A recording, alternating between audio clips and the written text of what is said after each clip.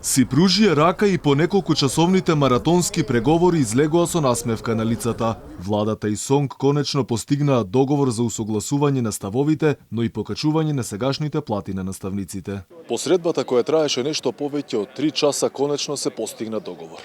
Учениците се враќаат во школските клупи веќе од среда.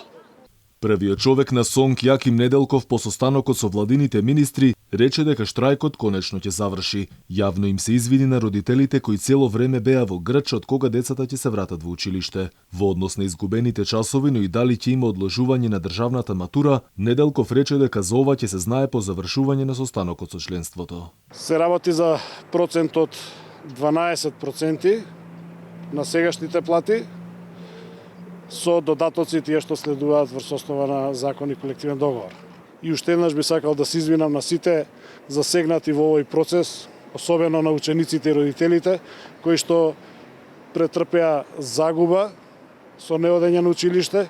Министерот за образование Јетон Шакири и министерката за труд Јованка Тренчевска изразија надеж дека од среда децата ќе се вратат во градинките и во школските клупи. Според нив, понудениот процент за раст на платите нема да предизвика инфлација, зашто со ребалансот на буџетот ќе има доволно пари за сите.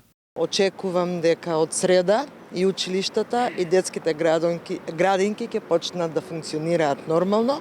Децата ќе се вратат во градинките, учениците ќе се вратат во процесот на образование.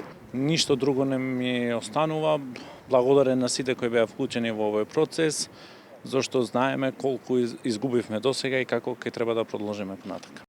На преговорите со владата представниците на СОНК беа придружувани од директорката на Европската конфедерација на синдикатите на образованието Сузан Флокен, која дојде во Македонија да им даде поддршка на наставниците. Таа рече дека тие имаат право да бараат повисоки стандарди, зашто образованието ја креира иднината на една држава. Инаку СОНК од 11 април беше во генерален штрајк за повисоки плати. Покачувањето од 12% ќе биде од јули, односно по ребалансот на државниот буџет.